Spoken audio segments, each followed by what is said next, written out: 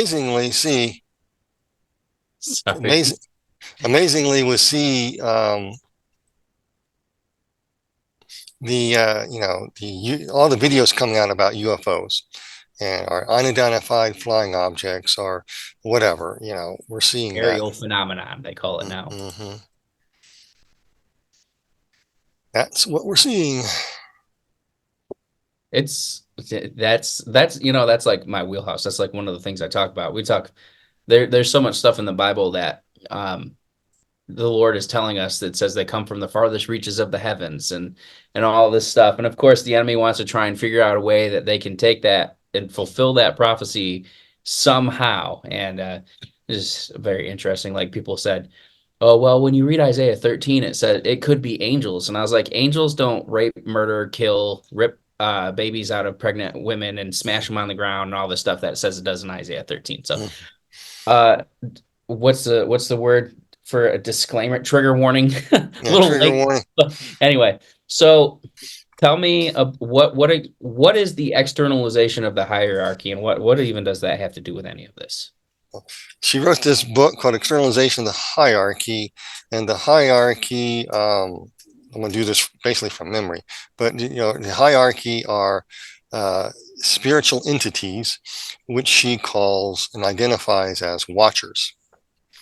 And their goal is to prepare for the one to the one to come, who will rule the world, which is she calls the silent watcher. He sits in the background waiting for his return.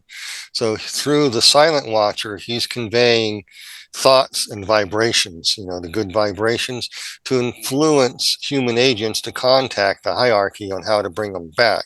Basically, you have to she channeled it. You have to take over the arts, entertainment industry, the financial banking industry. You have to take over media, news, radio, TV. You have to take over and influence the government, the military.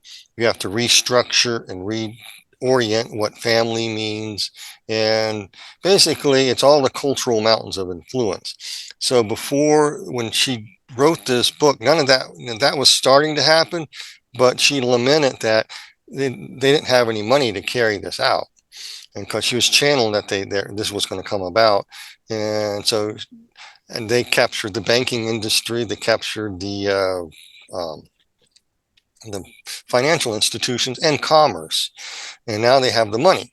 And so what it is that the these people are theophysists. This is the cerebral form of Gnosticism. This is Luciferianism because H.P. Blavatsky talked about, you have to, it's the worship of Lucifer. And so you want to implement and create a brand new utopic world of group love, group consciousness, a Christ consciousness where everybody gels and is one. It's all loving, all kind. And basically it's Gnosticism, and Gnosticism simply is put in the writings, all the theophysists you can go through, even the occultists will say that there's a demiurge, an upstart God who thinks he created everything, and that's a Judeo-Christian God. He created the material world, but we need to return to a world of pure spirit. And so the hierarchy is to guide humanity how to become pure spirit beings again. And so they have 7 stages of what they call it, root race. What do you call it? Root race of evolutionary development of the human race, the root human race development, so evolutionary stages. So H.P. Blavatsky said that humanity now is in the 5th stage. And so they are getting real excited because the astrological features and the age of Aquarius is seen to come. So they got real excited that this was coming about. And so all of a sudden, I see everything falling in place, lining up with what she channeled about bringing this new utopic world of right human relationships together, which involves what Alice Bailey would write, inclusiveness and fairness. But her idea of fairness is more in line with Klaus Schwab's equity. Hmm. It's bringing everybody down to a certain level for fairness' sake, so that in order to do that, the hierarchy, these fallen watchers, are going to guide human agents on how to become pure spirit beings, get everybody into this utopic one world, kumbaya, give everybody a gummy bear hug mentality. And it's basically collectivism. Alice Bailey believed in spiritual communism. She is an adherent of communism. She channeled that, the three governmental systems will be used by the hierarchy to bring this about, which would be the totalitarian democracies or social democracies and communism. They have to be purged of their bad elements. So in order to bring out the pure spirit of communism, where everything is perfect, you have a worker's paradise, you have a human paradise on earth, of people guided by pure spirit. So when that is ready to start, they have this thing called, when you can tell when that happens, and when they jump off into from the fifth root race stage of evolutionary human development, we'll jump into the sixth root race stage of evolutionary development. What will happen is H.P. Blavatsky wrote in Secret Doctrines will be the destruction of America and the West, and a creation of a new race of beings, the spirit race. They'll usher in and capture all the other nations and lead them into the sixth root race of evolutionary thing of how to become pure spirit beings. In other words, become Luciferians.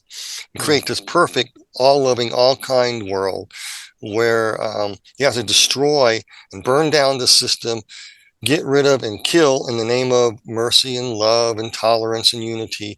Get rid of all the reactionary people who are basically Judaic Christian tradition values, and turn everything over to a spiritual form of communism.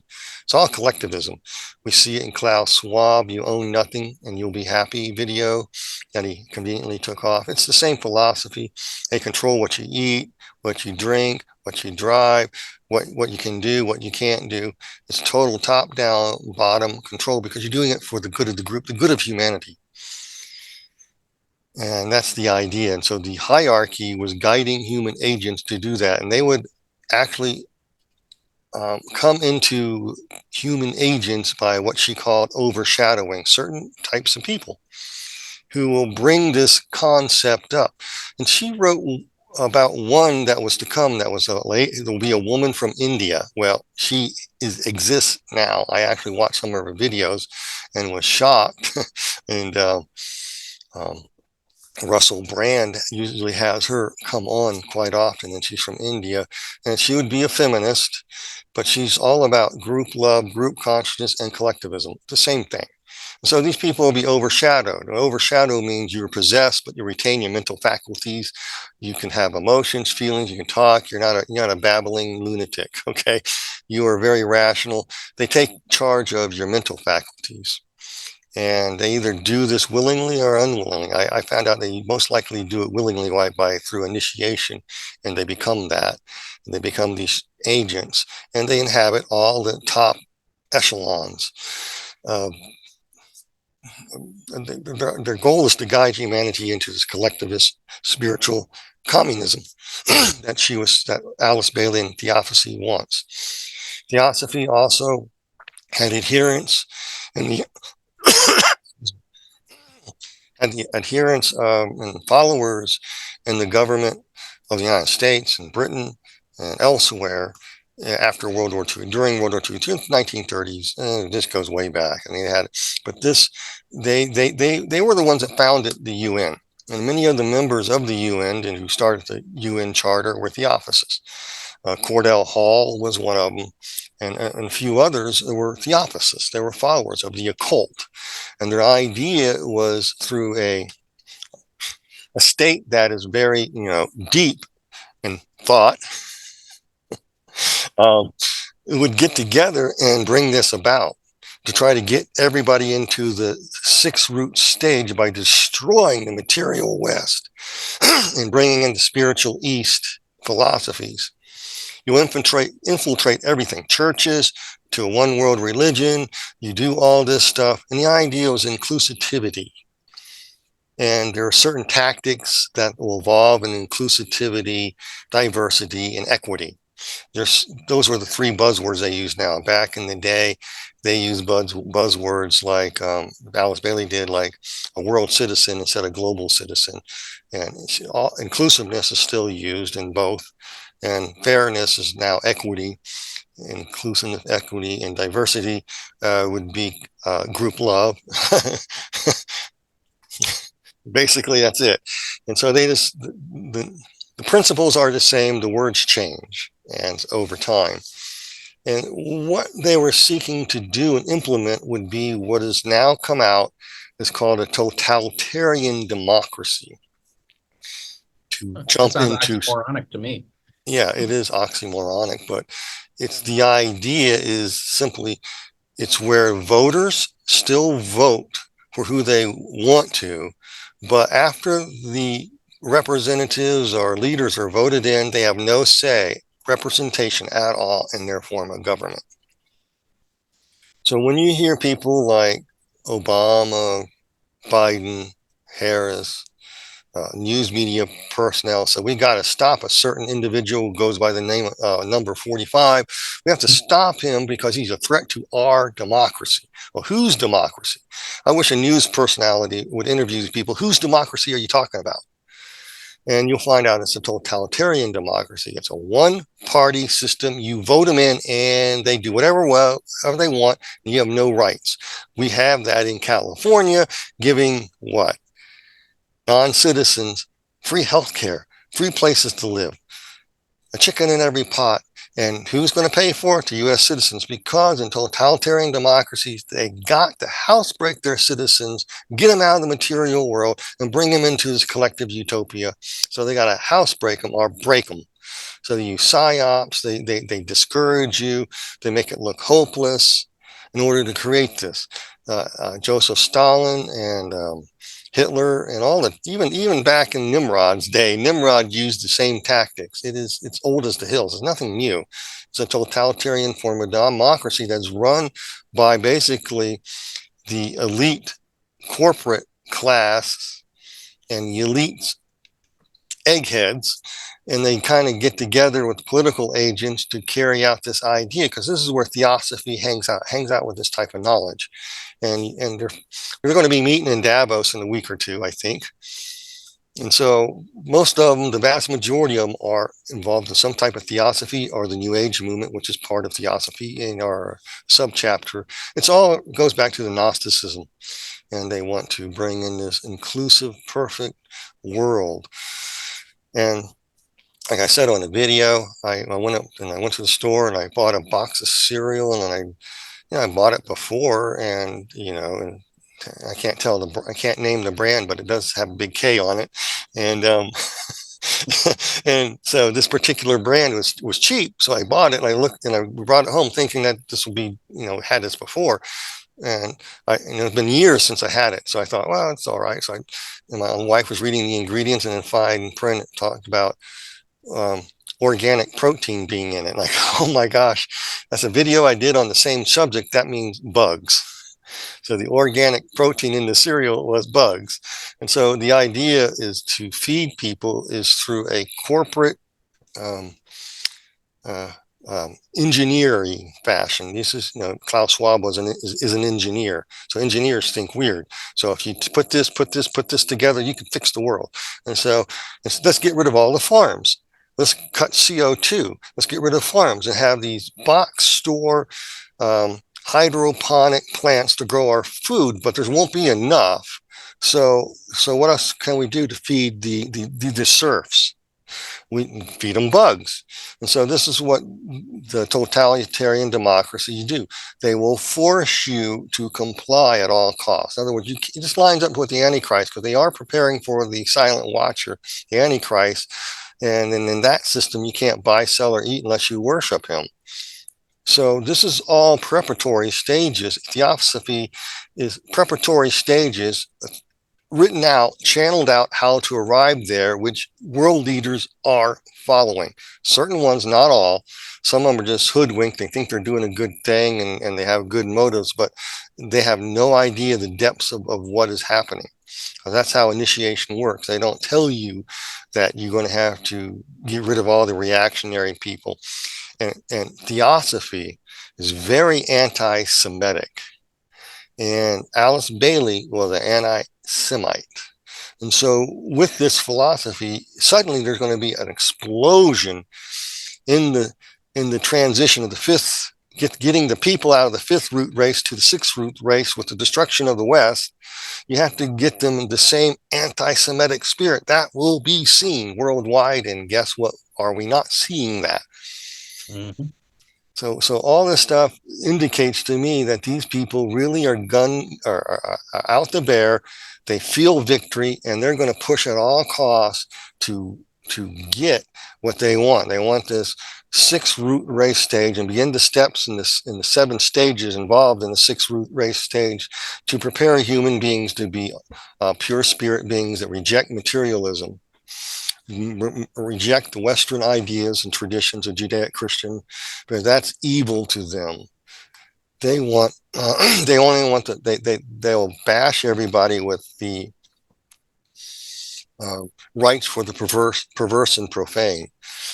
And so what they do, the totalitarian democracies do, is if they can't get a majority of people to agree with them, they do what is called demographic destiny. That's a new word. Most people, it's been around for years, but nobody ever pays attention to it because very few people report on it. You can look it up, demographic destiny. That means open borders, bring other people in, non-citizens, give them rights over other citizens. You want them to be able to vote, because they say so themselves in their own documents. Demographic destiny is about that. In fact, Time magazine wrote a big article about it, and it says it right there. The whole purpose is to switch over the citizenry to vote for the totalitarian democracy people who want a totalitarian democracy where so they just voted in. And you know why they want the third world people in? Because they're used to this type of government. So they want to bring down the West, bring these people in for inclusiveness, diversity, and to create equity amongst all nations. In other words, the United States is materialist. They have a free market system. They cause all the sin in the world, and they have to be brought down to their knees to a third world country and destroyed and pay for their sins. And in the name of inclusivity and equity, to create a just world where everybody's equally serfs and poor. That's basically it in a nutshell. And so they use this demographic destiny to flip nations over. That's why George Soros, which is a Marxist, possibly a theosophist too, is so big on open borders. And also this involves the destruction of what law and order is. And you're going to create order out of chaos. You're going to make this new order by implementing as much chaos as you possibly can. And so they do that. So demographic destiny involves that. And so this produces what is known as a majoritarianism. Now, majoritarianism is some highfalutin phrase in philosophy and stuff like that. But basically, in political science, it's the idea that you attain a majority. So if you get a majority of people you can control and vote for you all the time, soon you don't need them because you have total power and you switch over to spiritual communism and you don't have any need for people to vote because you got a majority. So majoritarism is when you get people hooked on goodies from the government, that the government does everything for you. You hear Michelle Obama say, yes, recently, the government does everything for you. We got to defend our democracy, our totalitarian democracy, because government does everything for you, gives you goodies. So if you don't obey the government, you won't get any goodies. That's majorityism. And so this creates a class of people who will spy and snitch on each other. Adolf Hitler did it. Stalin did it. Every despot does it. They get all these goodies out, but it doesn't last, and people burn out, and eventually they see through the sham. And like the Soviet Union collapse. This is happening in China too, where they get people to snitch on each other. And who's the opposition? We got to get rid of them, knock them off, bump them off, re-educate them, get rid of them, put them in a slave labor camp. This fits well with the corporate world's view because they love slave labor. That's why they like to send all their people over to China and their businesses and corporations. A little unknown secret. They want to control everything. And they're in the book of Revelation, they're called the great men of the earth, and they prosper through a free market system, a Babylonian free market system. And then they lament and are shocked when the stuff hits the fan and they realize they just destroyed the thing that made them prosper, and they just believed a lie. And they have an OIC moment in Revelation chapter, was it 18 or 19? And they go, oh, woe is me, Babylon the Great has fallen, because they're lamenting all their ways to make wealth, and their power and control has just been destroyed by the Antichrist, who wars against them. See, the Antichrist wars against materialism, and they're using materialism to get the wealth to create this collective communist, spiritual communism. Little do they know they're going to bring in this silent watcher who be the Antichrist back into the world, and to be this one world leader who's going to get rid of them too. Because the lie is simply this. Gnosticism is all about getting humanity back and setting them and liberating them. It's all about liberation and freedom and back into a pure spirit state. So like I said before on your show and other shows, the pure spirit state is your spirit in the pit of hell being tormented. That's what they're doing. That's the devil's deception. That's his device. It makes it sound good. Hoodwink. He makes addiction sound good. Alcohol, pornography, whatever. But it's dragging you straight to hell. And yet lifestyle will. It'll destroy everything. And so likewise, all this demographic destiny, totalitarian democracy ideas, communism, all this stuff, it's to liberate you, free you, and destroy the system. And so you'll be a free spirit being, and you'll be one with the devil or the Luciferian light. And everybody will get along and hug each other, but in this pure spirit state. But the pure spirit state means you die in your state, fallen spiritual state, and you're captured by the devil and you're sent to hell. That's what it's about. All the stuff about communism and all this stuff they're trying to push off on people now is all about the devil getting people to hell. And when you have Saul Alinsky, who dedicated his book to Lucifer, it makes you wonder why, because and the rules for radicals and how to do it are no different than the devil's plan. His playbook is all right there. And you have Karl Marx and the guy before him in the 1700s, I can't remember his name, who came up with this. This collectivism has been around. It's been around for thousands of years. The idea of it was probably birthed in humanity through the fallen watchers in Genesis 6 and later in Nimrod. Everybody is a collective world. Everybody is under one roof. Everybody is and for fairness and equity, but the government controls everything. And what you do, say, or eat, you're a brick in the wall. Is all you are to these people. The means to an end. And one thing that stands out to me here is I was praying the other day, and while I was praying, I was listening to the Bible, and the Lord said that we're going to see a time where a great famine comes to America, and it'll be to the world, not just to America, because of what's going on at that time. And I don't know, he didn't give me a time frame or anything like that, but obviously it's biblical. It says there will be in the end of days anyway.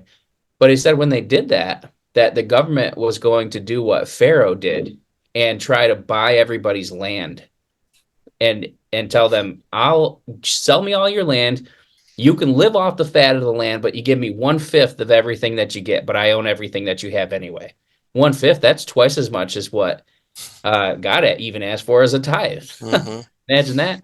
And I was like, well, that's interesting. And then while I was listening, it started to play on in the book of Genesis at that part, talking about how Pharaoh did that. And he said that the governments were going to try and do that they were going to try and buy everybody's land. And it was very important for Christians to be able to trust God and believe God for finances, for food, for everything. because otherwise people will just give up everything and be completely controlled and dominated. And that's not even just part of the Antichrist thing. That was just something that they were going to try to bring into place so that they could say, well, you do this and we'll give you food. We were prepared for this. We came up with this plan a long time ago. And I'd heard Christians in different circles talking about that before, but the Lord never said anything to me about it. So I didn't have any opinion about it. I didn't know. I'm like, whatever, this is conspiracy theory 101. Everybody knows this is what the government's plan is, right?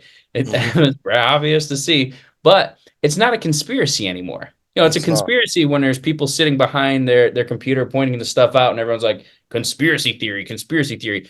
But then when it starts to happen and people try and quote this, scripture says, don't call conspiracy what everyone else calls conspiracy. I kind of see that scripture a little bit differently. Almost like God's trying to tell you, not everything's a conspiracy. Yeah, that's what I gather it means. Not every there are conspiracy facts.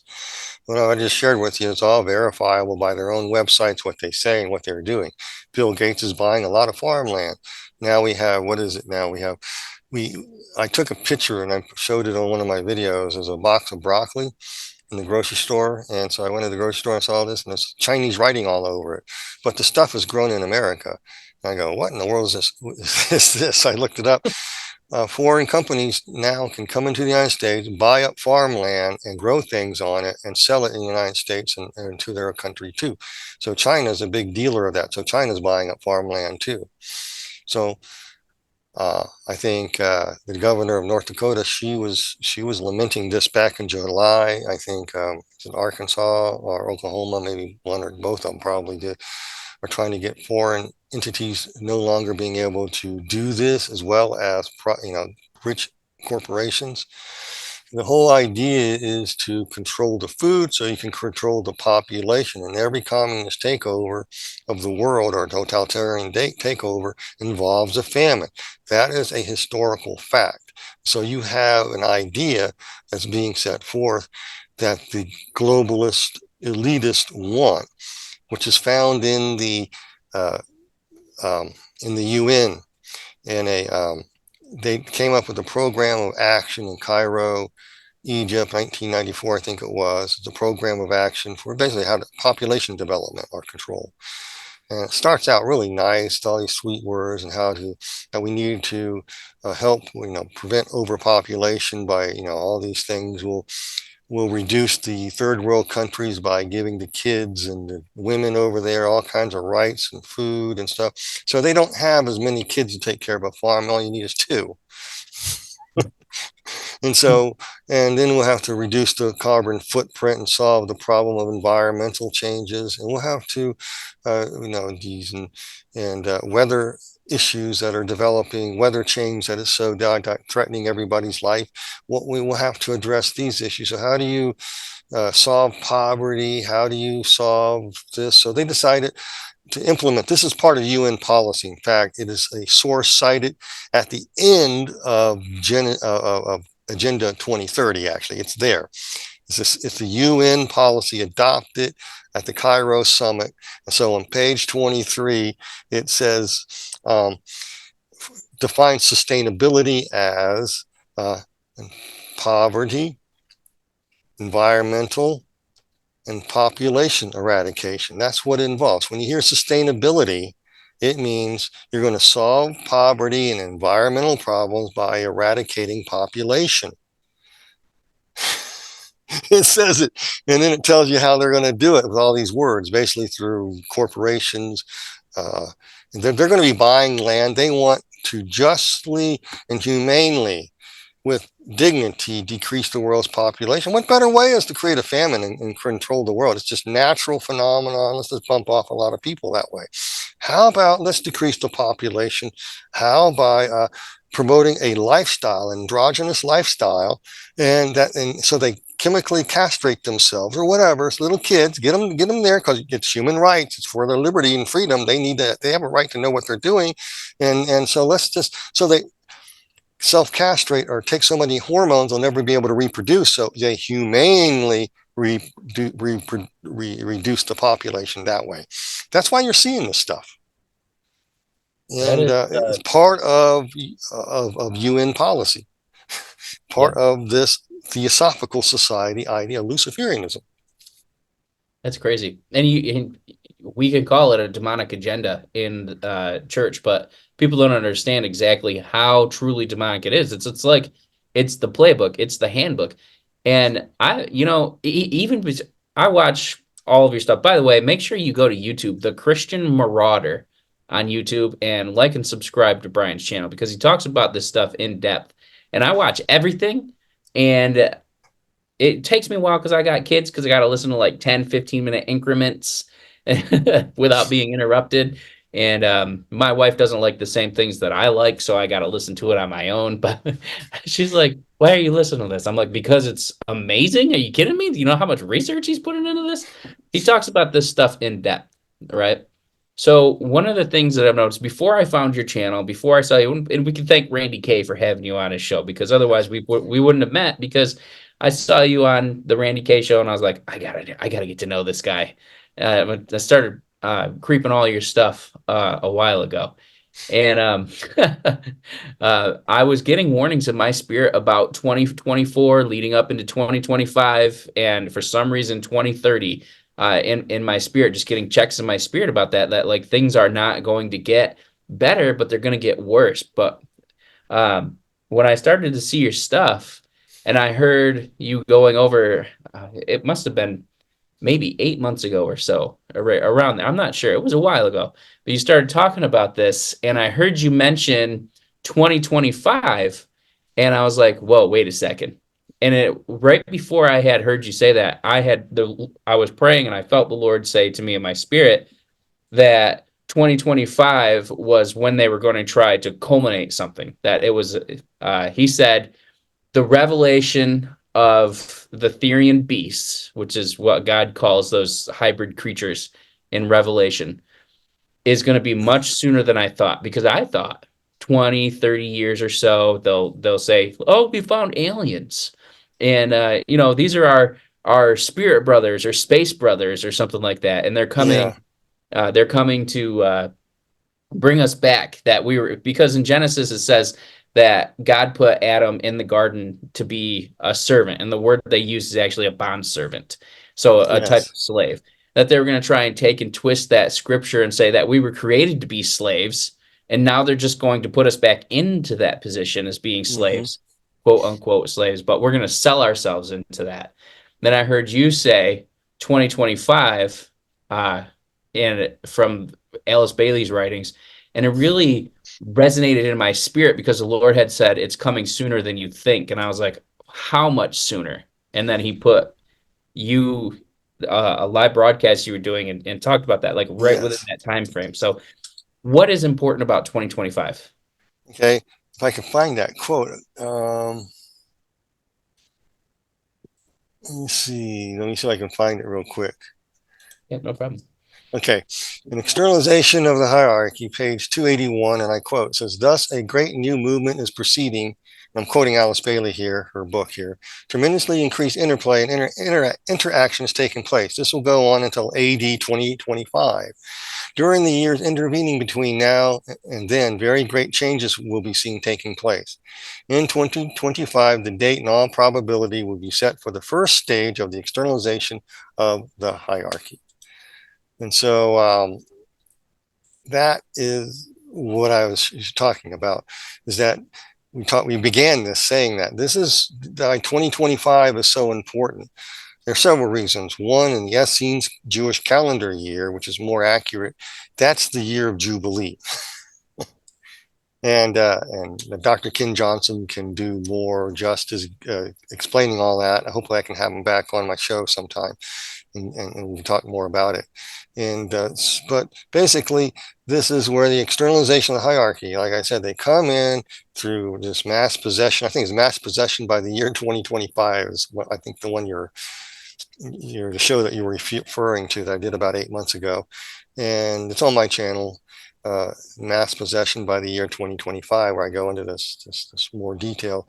But basically, they come in and they influence people, and basically to create chaos, to create a synthesis in order to get everybody into a new, prepare them to enter into a to accept a pure spirit state of perfection, of pure right human relationships that are all collectivist, basically Marxist ideology and fascist ideology in there.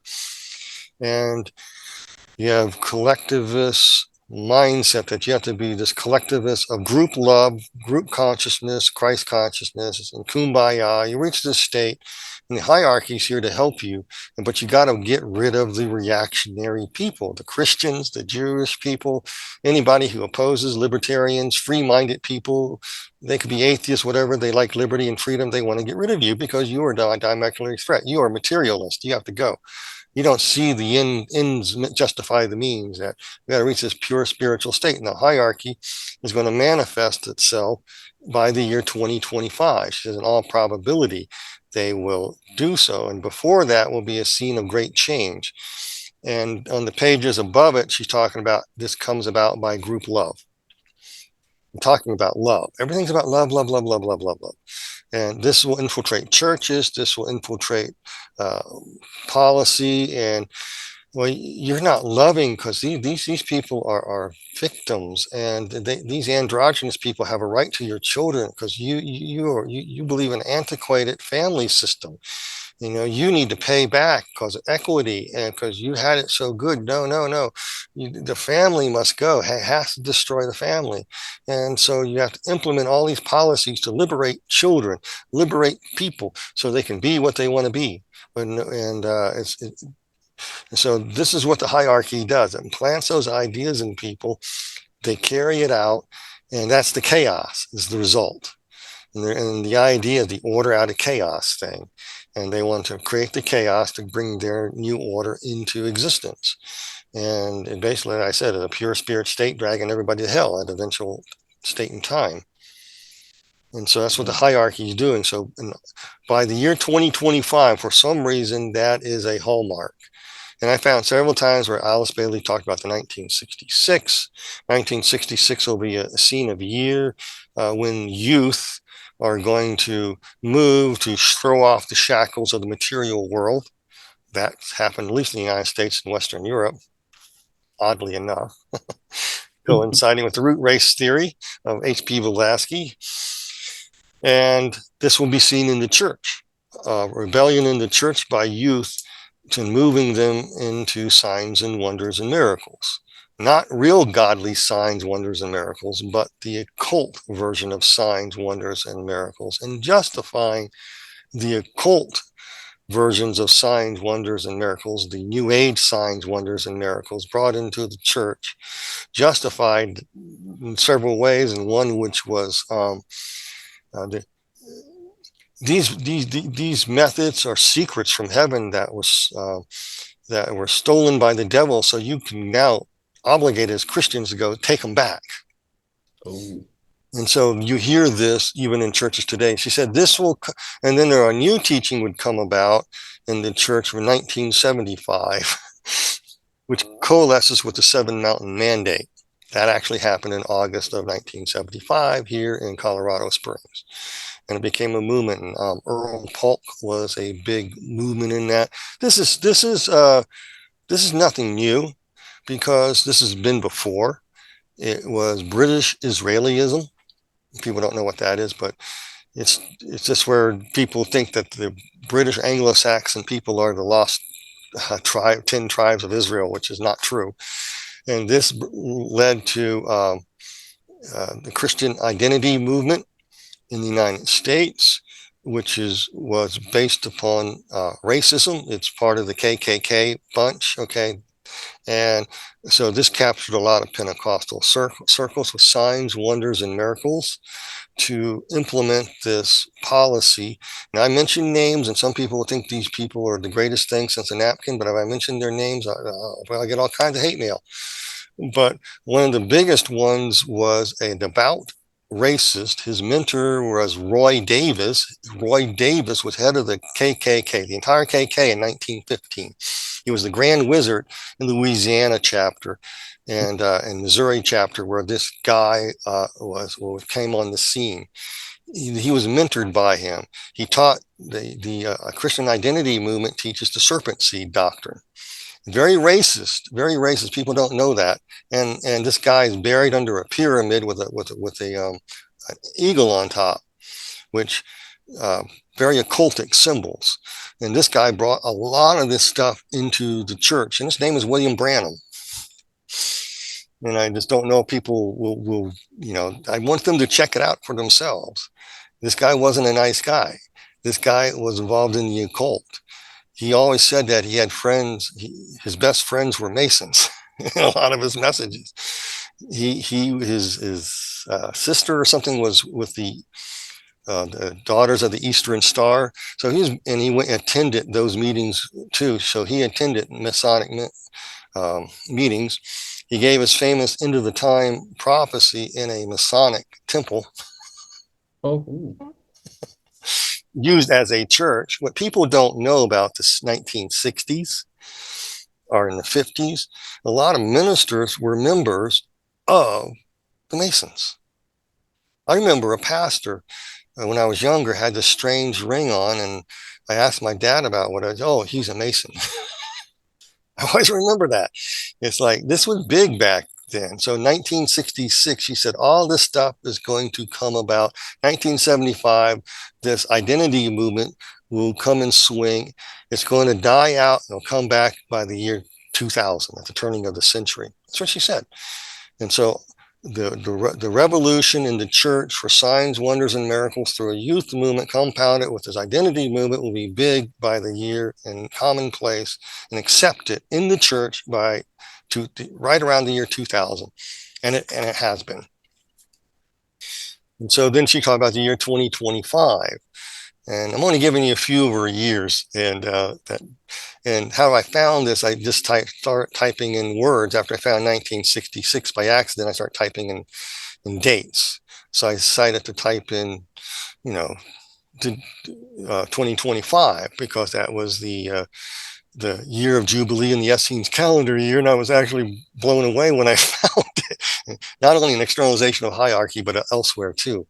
And it seemed like this date was set for a reason, to get the human agents wound up to produce a state where they actually go in and take over all the cultural mountains of influence, even in the church. That's what dominionist churches do. They want to take over that.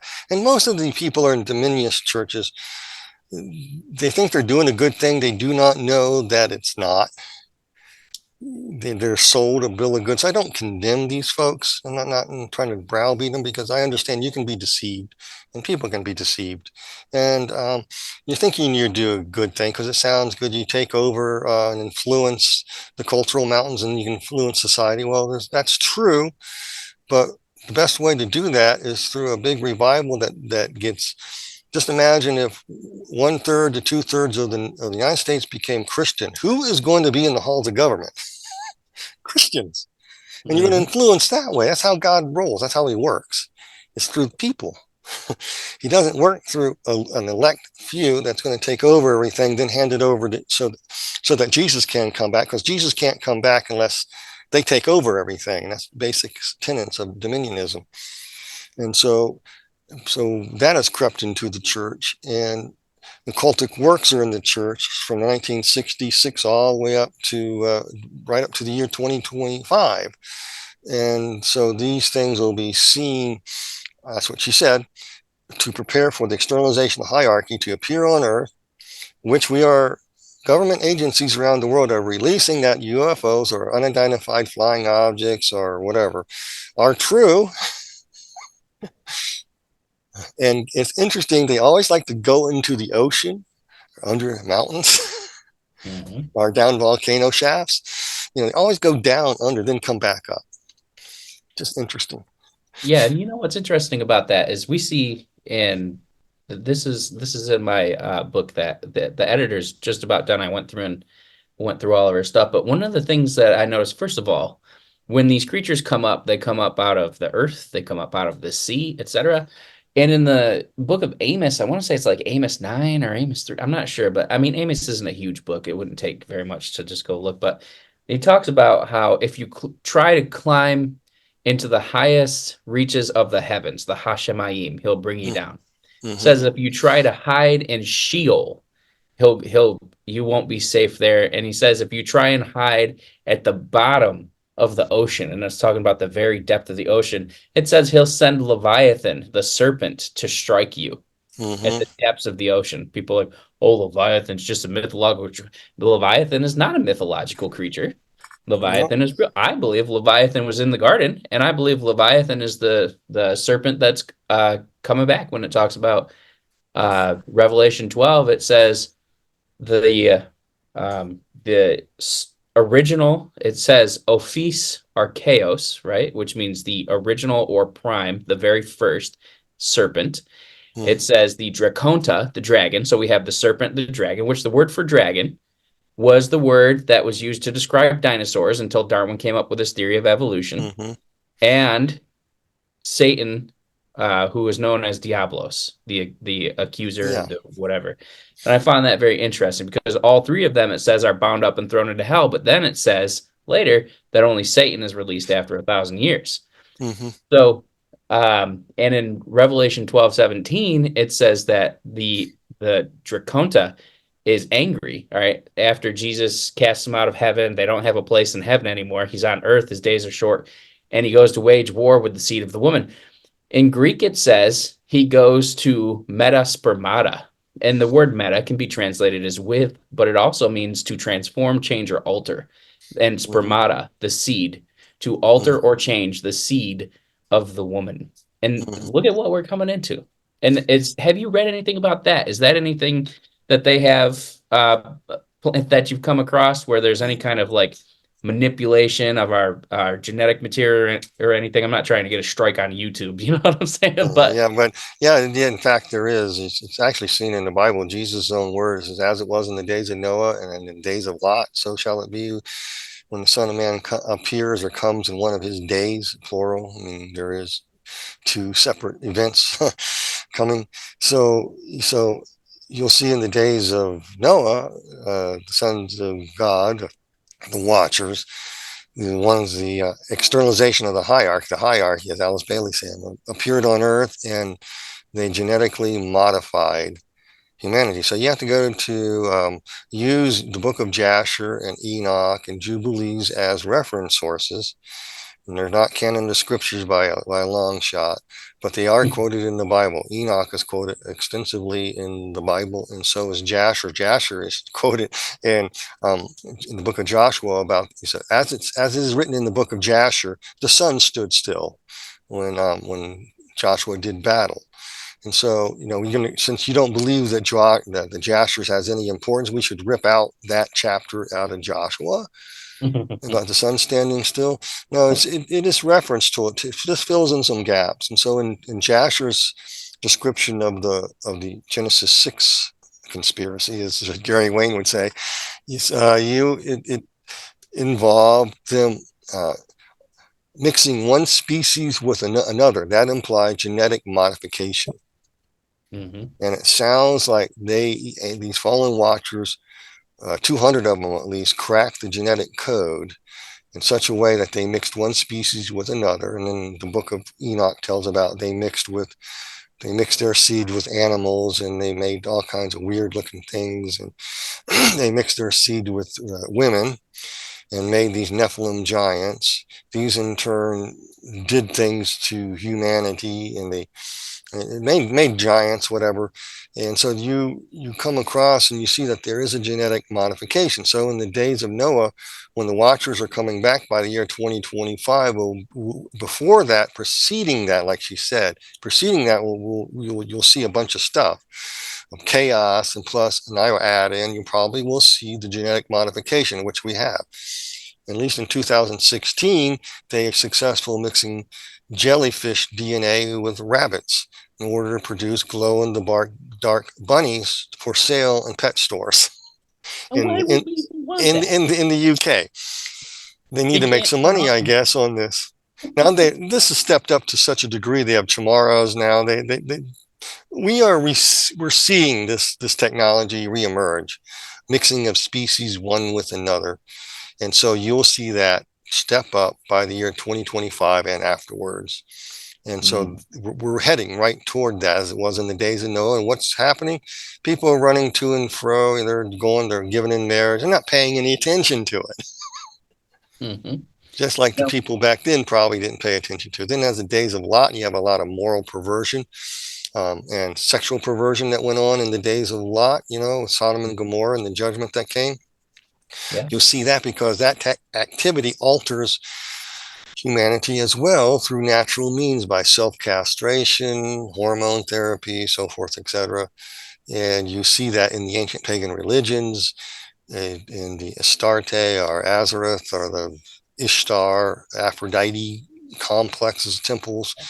The young boys will get excited and they'll self-castrate to become high priestess, and if they survive it, they become that. So it says a lot when Balaam told Balak how to entrap, get God mad at the Israelites, so God would have to destroy them and not anyone else by sending his women to them. These women, so a lot of them were men who think they're women, went into there, and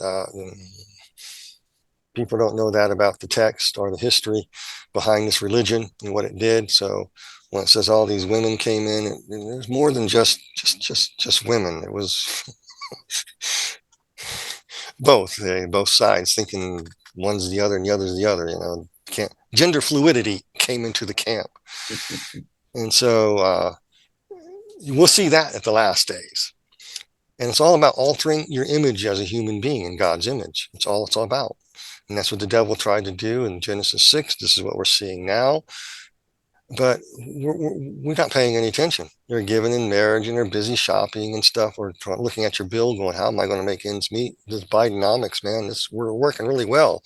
It's destroying the economy just like it's intended. Right. And I found it interesting that you said in the days of Lot, because I didn't know that or recognize that Jesus said that, but I read the book of Jude and I think it's Jude 1:7 when it talks about chasing after strange flesh. And what I found when I did word study on that is the word they use is heterosarkos. And of course, we know Sodom and Gomorrah, they're obviously it's where we get the word sodomy, sodomites, etc. And they wanted to, rape the angels of the Lord, and at that time, which I believe was the Holy Spirit and Jesus, but yeah, I do too. And so the word for strange flesh there, we think of strange just in today's modern lingo as like, having intercourse with somebody that's not your significant other. That's what they use it for. But heteros means altered or transformed, and sarkos means flesh. So altered or transformed flesh, and that was a sin against God.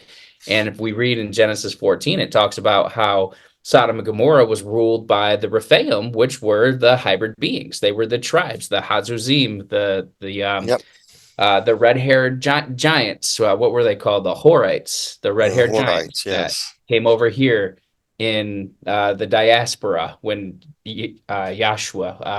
Joshua was going to the Levant and taking over, and they fled. And they have Baalbek where they wrote, we fled from Joshua the robber, destroyer, or whatever it says. And we have the stones in America's Stonehenge in Salem, New Hampshire, that read a temple and dedication to Baal. So we know they were here. They came over here. We know what they look like. There's blonde-haired, blue-eyed giants also called the Amorites, and that it's all documented in there. And I just find it very interesting that they come back and say, we're the root races.